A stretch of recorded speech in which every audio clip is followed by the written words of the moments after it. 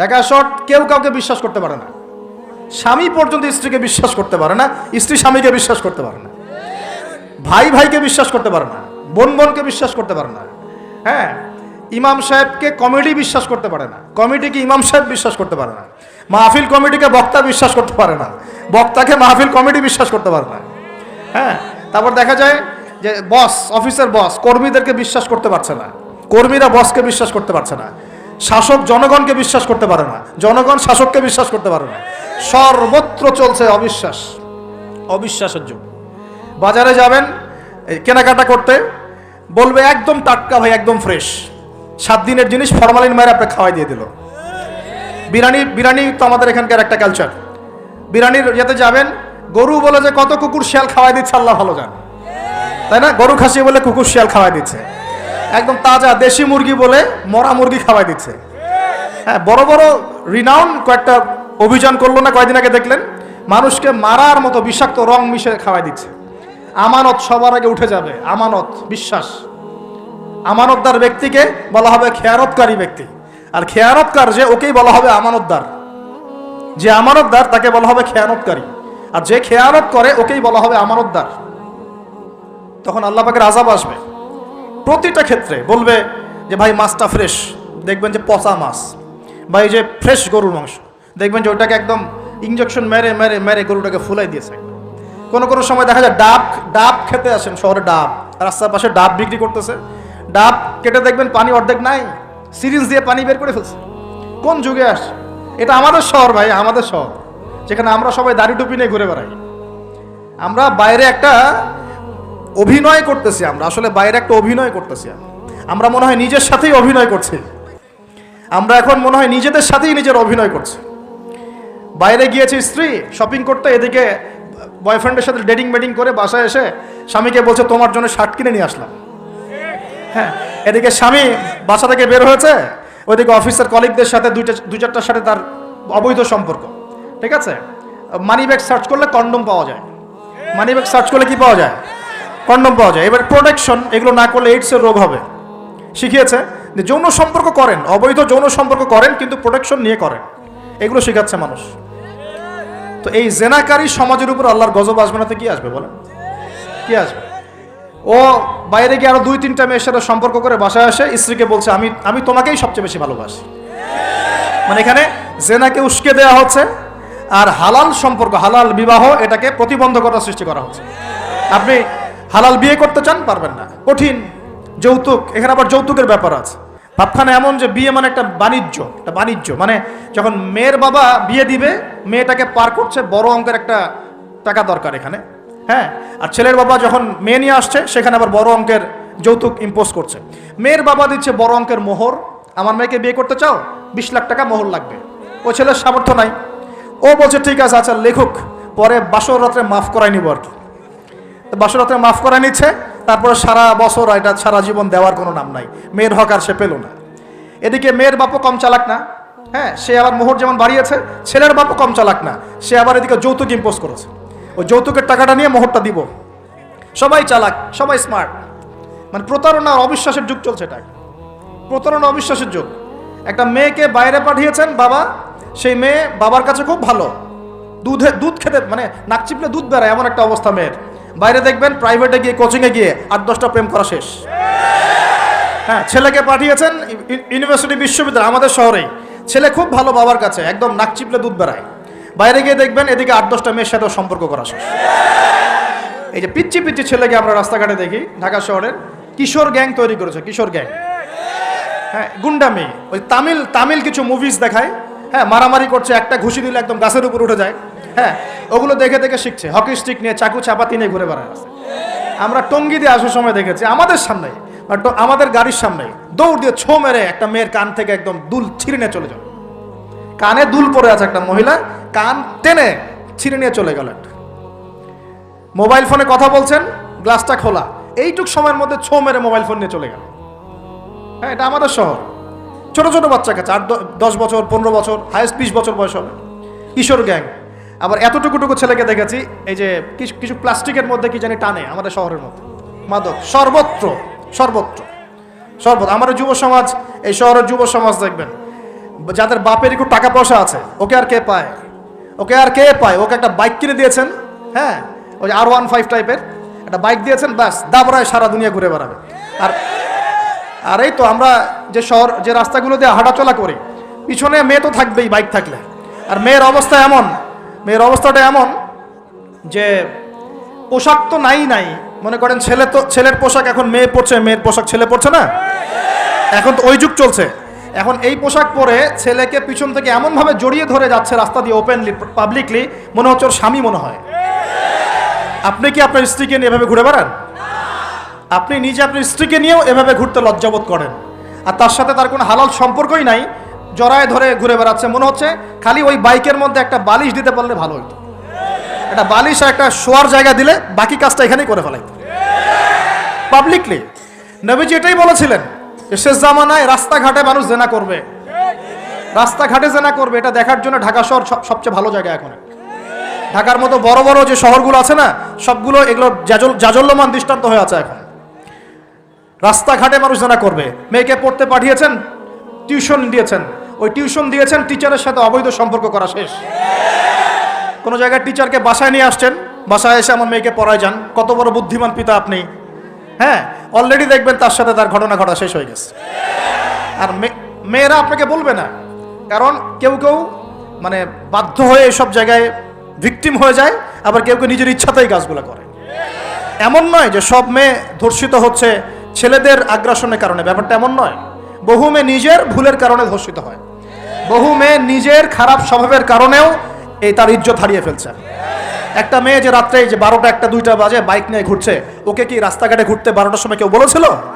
এখন যদি এই 2টা 3টা ছেলে মিলে ওকে ধর্ষণ করে, দোষটা কি ছেলেটার হবে না মেয়েটার দোষ নাই? এখানে মেয়ের বাবার দোষ নাই, মেয়ের ফ্যামিলির দোষ নাই? তাহলে আমরা শুধু কেন ছেলেদের দিকে ফোকাস করি কেন?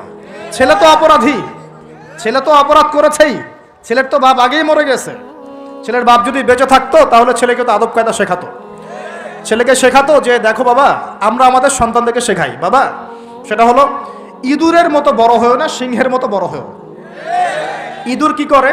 ইঁদুর রাতের অন্ধকারে মানুষের বাসায় বাসায় চুপচুপ করে খেয়ে বেড়ায়, দেখবেন, তাই না? যারা রাতের অন্ধকারে জেনা করে বেড়ায়, এরা ইঁদুরের মতো। রাতের অন্ধকারে খালি এই হোটেল ওই হোটেল, এই ঘরে ঘুরে বেড়ায়, এই প্রেমিকার ঘর এই প্রেমিকার ঘর, এই ফ্ল্যাটে ওই ফ্ল্যাটে ঘুরে বেড়ায়। আর যারা সিংহ পুরুষ, তারা বিয়ে করে প্রকাশ্যে স্ত্রীকে নিয়ে ঘুরে বেড়ায়। তো আমরা আমাদের ছেলেদেরকে এটা শিখাই না তো, বরং আমরা শিখাচ্ছি তোমাকে নিজের পায়ে দাঁড়াতে হবে, বড় হবা, 30-35 বছর হোক, তারপর বিয়ে করো।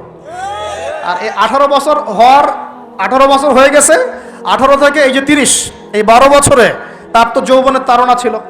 এই তাড়না মেটাতে না পেরে সে পতিতালয়ে গিয়েছে, ওই যে কার ফ্ল্যাটে গিয়েছে, কোথায় কোথায় মাদকের আসরে বসেছে, মেয়েদেরকে নিয়ে এইখানে ওইখানে ঘুরে বেরিয়েছে। আমরা তো এমনও দেখেছি যে গাড়ির মধ্যে ছেলের কোলে মেয়ে ঘুরে ঘুরে বেড়াচ্ছে এখানে। এই শহরগুলোর মধ্যে আল্লাহ পাকের আযাব আসবে না তো কি আসবে আমাকে বলেন? শেষ জামানায় যে কয়েকটা পাপের কারণে আযাব আসে, তার মধ্যে অন্যতম সেরা পাপটা হচ্ছে জেনা। আমরা এই শহরটাকে জেনার শহর বানিয়ে ফেলেছি এখন, জেনার শহর। এগুলো গেল অবিবাহিতদের কথা। ইভেন ইউনিভার্সিটিগুলোর মধ্যে গিয়ে দেখবে, ইউনিভার্সিটিতে গোল করে গ্রুপ স্টাডি করছে, গোল করে, এবং ছেলের কাপড় মেয়ে পড়ছে, মেয়ের কাপড় ছেলে, কাপড়ের কোনো বালাই নাই। নবীজি বলেছিলেন শেষ জামানায় 2 শ্রেণীর মানুষ আসবে, আমি এদেরকে দেখি নাই। নবীজি দেখেন নাই মানে 1400 বছর আগে ওরা ছিল না। এক শ্রেণী হচ্ছে হাতের মধ্যে মানুষকে মারার কিছু অস্ত্র নিয়ে ঘুরে বেড়াবে, এরা মানুষকে নির্মমভাবে পিটাবে, নির্মমভাবে মানুষকে পিটাবে। এই শ্রেণীকে আমি দেখিনি, এরা আসবে পরে। আর এক শ্রেণী হচ্ছে এমন এক শ্রেণীর মহিলা বের হবে, যারা কাপড় পরেও নগ্ন থাকবে, নিজেরাও আকৃষ্ট হবে, অন্যকে আকৃষ্ট করবে। তো এই মেয়েদেরকে তো দেখতে পাচ্ছেন, এখন পাচ্ছেন না? তার মানে কিয়ামত কাছে না দূরে? আর আমি এখন ওই হাতে লাঠিওয়ালা ওই গ্রুপকেও খুঁজে পেয়েছি। হাতে লাঠিওয়ালা সেই গ্রুপ কোনটা জানেন? ওই যে ঘরের মধ্যে ঢুকায় যে ছেলেগুলোকে মেরে রাত্রেবেলা মেরে ফেলায়, সেটা গ্রুপের। বিভিন্ন হলে দেখেন না, হকি স্টিক নিয়ে 8-10 জন মিলে এক একটা করে ছেলেকে ডেকে নিয়ে পিটাই মেরে ফেলায়, এগুলা সেই ছেলে। এদেরকে যারা জন্ম দিয়েছে ওই বাপের জন্য ধিক্কার, এদেরকে যারা জন্ম দিয়েছে এই বাপের জন্য ধিক্কার। আর এখন এরকম লেডিস গ্রুপও বের হয়েছে, আর মেয়েদেরকেও হলে ডেকে পিটানো শুরু করেছে। তোমরা কি মনে করো যে 5 জন 6 জন 10 জন মিলে একজনকে সারা রাত টর্চার করে মেরে ফেলানোর মধ্যে সুপুরুষ তুমি? তুমি সুপুরুষ, তুমি অনেক বড় বীর, সাহস থাকলে তুমি একজন একজন মারামারি করে দেখাও না দেখি। তারপরে এত বড় সাহস, তাহলে একজন একজন মারামারি করে দেখাও না। আসো রিংয়ের মধ্যে আসো, রিংয়ের মধ্যে আসো, তারপর দেখি তোমার কত শক্তি, আমাদের কত শক্তি। একজন 1-on-1 ব্যাটেলে আসো দেখি, খালি হাতে 1-on-1 ব্যাটেলে আসো। 8জন 10জন মিলে একটা বুয়েটের ছেলে, একটা মেডিকেলের ছেলে, একটা অমুকের ছেলে, তমুকের ছেলে, বাবা মায়ের স্বপ্ন লালন করা ছেলেগুলোকে ঘরের মধ্যে ঢুকাবা, সারা রাত পিটায় মেরে ফেলবা, এটাকে তোমরা সাফল্য মনে করো, বীরত্ব মনে করো? এই ছেলেগুলোকে জন্ম দিয়েছে যে পিতা মাতা, এদের জন্য ধিক্কার আমার পক্ষ থেকে।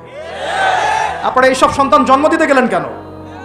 খিদির আলাইহিস সালাম বেঁচে থাকলে ছোটবেলায় মেরে ফেলতো এদেরকে। ওই যে খিদির আলাইহিস সালাম ছোটবেলায় একটা বাচ্চাকে মেরে ফেলছিলেন না? মুসা আলাইহিস সালাম বলেছিলেন যে একটা বাচ্চাকে কেন মেরে ফেললেন? তখন খিদির আলাইহিস সালাম বলেছিলেন, এই ছেলেটা যদি বড় হয়, বড় হলে অনেক বড় কাফের হবে। আল্লাহ আগে জানিয়ে দিয়েছেন, এই জন্য আগে মেরে দিয়েছে। এই বাচ্চাগুলোকে নিতে গেলেন কেন? কোনো রকম লজ্জাবোধও নাই, চক্ষু লজ্জা নাই। এরপর যখন আইন শৃঙ্খলা বাহিনী এদেরকে অ্যারেস্ট করে নিয়ে যায়, বীরের মতো হাসতে হাসতে চলে যায়।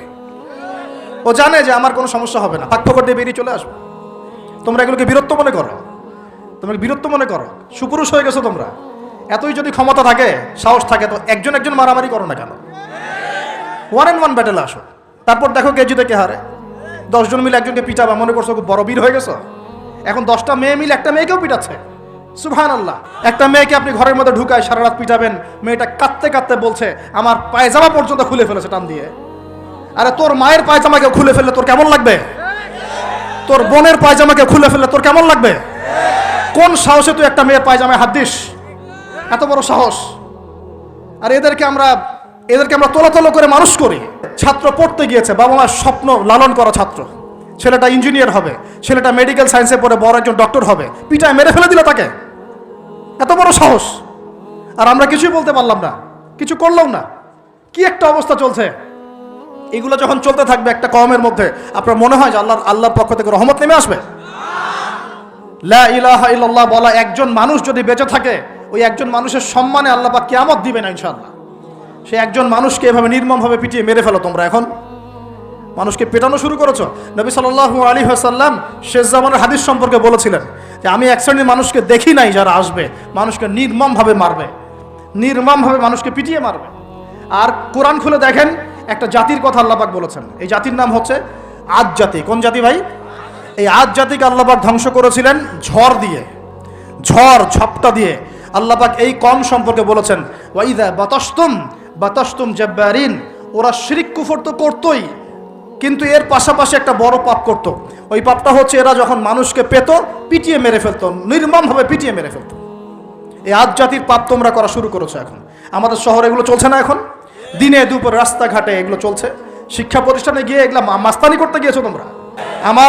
আমার ভাই হয়ে যদি এই কাজ করো, আমি তোমার চেহারা পর্যন্ত দেখতে যাবো না ইনশাআল্লাহ তাআলা। আল্লাহ রাব্বুল আলামিন আমাদেরকে ওমরের শাসন দান করুন বলে আমি। একটা মাস ওমরের শাসন যদি চলে না, দেখবেন সব লাইনে চলে আসছে ইনশাআল্লাহ। একটা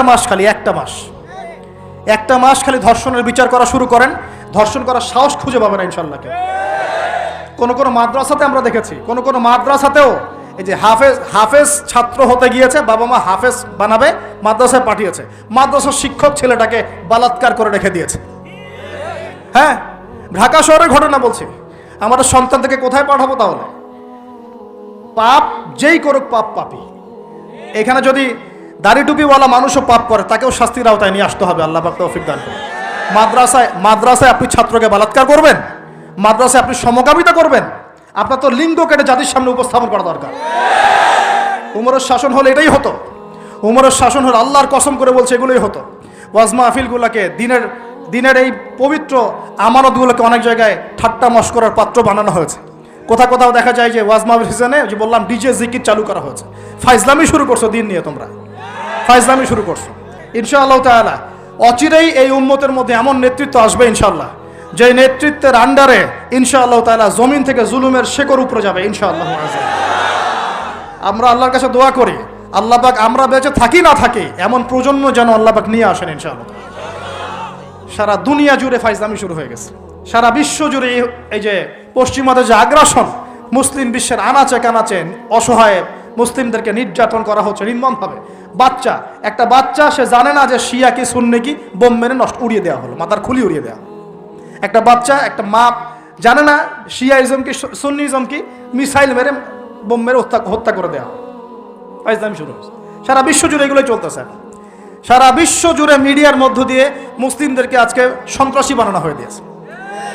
সারা বিশ্বে রক্তও ঝরবে আমাদের, আবার আমাদেরকেও সবাই সন্ত্রাসী বলে বেড়াবে। নাটক শুরু করেছে নাকি? নাটক। সারা বিশ্ব জুড়ে সবচেয়ে শান্তিকামী মানুষ কারা? আমরা, অন্য কেউ আছে? সারা বিশ্বের মানুষের, নিরীহ মানুষের রক্ত কাদের হাতে লেগে আছে? আমাদের হাতে।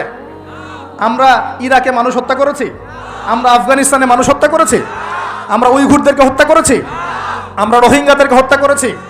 আমরা বিগত 12, 14, 15 বছর ধরে সিরিয়াতে বাচ্চাদেরকে হত্যা করেছি? বিগত প্রায় 70 বছর থেকে প্যালেস্টাইনে আমরা মানুষকে হত্যা করেছি?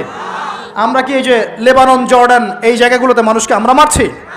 তাহলে সারা বিশ্বে আমাদেরকে আজকে সন্ত্রাসী কেন বলা হবে? কি কারণে বলা হবে? আর আমরা কেউ কোনো কথাও বলি না, মন থেকে ঘৃণাও করি না। এই কথাগুলো বলবেন কারা? বলবেন তো আলেম ওলামারা। এখন যদি আমরা এই ওয়াজ মাহফিলের স্টেজগুলোকে সার্কাসের মঞ্চ বানিয়ে ফেলি, এই আমানতের হক কে আদায় করবে? কে আদায় করবে? আল্লাহ পাক আমাদের সবাইকে বোঝার তৌফিক দান করুন। আমরা আশা করি ইনশাআল্লাহু তাআলা আমাদের উপরে যারা আছেন তাদের বোধোদয় হবে ইনশাআল্লাহু তাআলা। আমরা কারো শত্রু নই। ইসলাম কারো শত্রু নয়, কারো খারাপ চায় না। ইসলাম চায় সমাজের ন্যায় প্রতিষ্ঠা হোক, এবং ন্যায়টা যে কারো হাত দিয়ে প্রতিষ্ঠা হোক, কোনো সমস্যা নাই। এক্স ওয়াই জেড যেই হোক না কেন, যার হাতে ন্যায় প্রতিষ্ঠা হবে আমরা তার জন্য দোয়া করবো ইনশাআল্লাহ। আর যে অন্যায়কে প্রশ্রয় দিবে, প্রতিষ্ঠা করবে, আমরা তার ধ্বংসের জন্য আল্লাহর কাছে দোয়া করবো ইনশাআল্লাহ। আর আল্লাহ পাকের গজব যখন নেমে আসবে কেউ ঠেকাতে পারবে না ইনশাআল্লাহ। আমি বলে দিয়েছি প্রথমেই, সবকিছুর মালিক কে? সব ক্ষমতা কার হাতে? প্রিয় যুবক ভাইয়েরা, স্পেশালি আগামী দিনে ইসলামের পতাকা হাতে নিয়ে বিশ্বকে চ্যালেঞ্জ করার জন্য এখন থেকে প্রস্তুত হয়ে যান। একদিনের মাহফিল দিয়ে কিচ্ছু হবে না, একদিনের মাহফিল দিয়ে গরম বক্তব্য দিয়েও কিছু হবে না। আপনাদের সবাইকে কনস্ট্রাকটিভ কাজ করতে হবে। প্রত্যেক মুসলিম ভাইকে 5 ওয়াক্ত নামাজ আদায় করতে হবে। আল্লাহ পাক তৌফিক দান করুন। প্রত্যেক ভাইয়ের যাদের যাকাত ফরজ হয়েছে, যাকাত অবশ্যই দিতে হবে ইনশাআল্লাহ। বেশি বেশি দান সদকা করবেন। নিজের পরিবারের মধ্যে কোনোভাবেই অনইসলামিক কোনো সংস্কৃতি আসতে দিবেন না। নিজের পরিবারের মধ্যে পর্দা প্রতিষ্ঠা করবেন। কোনো অবস্থাতেই হারাম রিজিকের দিকে যাবেন না ইনশাআল্লাহ। আপনার সন্তান সন্ততিদেরকে ছোটোবেলা থেকেই মুসলিম রূপে মানুষ করবেন, কোনো রকম অমুসলিম কালচারে বড় করবেন না। আপনার সন্তানদেরকে ছোটোবেলায় কোরআন শেখাবেন, হাদিস শেখাবেন, আলেম ওলামা সোহবত দিবেন, হকপন্থী আলেম চিনবেন, তাদের কাছে সন্তানদেরকে পাঠাবেন ইনশাআল্লাহ। ইসলামকে নিয়ে ঠাট্টা বিদ্রুপ করবেন না, রং তামাশা করবেন না। এই যুগ সম্পর্কে সচেতন থাকবেন। কি হচ্ছে, কি চলছে, হাদিসে কি আছে, কোরআনে কি আছে, সামনে কি হতে পারে, সচেতনতা তৈরি করবেন। এই চলমান ফিতনাময় পরিবেশে নিজের ঈমান আমলকে এমনভাবে ধরে রাখবেন যেমন করে হাতের মধ্যে মানুষ আগুন ধরে রাখে, ঈমান ধরে রাখে। পরিবারের মধ্যে বেপরদামিকে স্থান দিবেন না। পরিবারের ছেলে কি করছে, মেয়ে কি করছে, আপনার আত্মীয় স্বজনের হক ঠিক আছে কিনা, প্রতিবেশীর হক ঠিক আছে কিনা, প্রতিটা বিষয় as a Muslim leader of the family আপনাকে এগুলো দেখতে হবে। আল্লাহ পাক তৌফিক দান করুন। এবং বেশি বেশি সামাজিক কিছু অ্যাসোসিয়েশন গড়ে তুলবেন যেগুলো সামাজিক অন্যায়গুলোকে প্রতিরোধ করবে ইনশাআল্লাহ। সামাজিকভাবে ন্যায় ছড়িয়ে দিবে, সামাজিকভাবে ইসলাম ছড়িয়ে দিবে ইনশাআল্লাহ তাআলা। শিক্ষা প্রতিষ্ঠান গড়ে তুলবেন যেখানে জেনারেল এবং ইসলামিক শিক্ষার সমন্বয় থাকবে, আলোকিত প্রজন্ম গড়ে উঠবে ইনশাআল্লাহ তাআলা। এরকম সমাজের অবস্থায় কি আল্লাহর আযাব আসবে না রহমত আসবে? এই হচ্ছে আমাদের সমাজের অবস্থা। এখন কতগুলো বলে শেষ করব।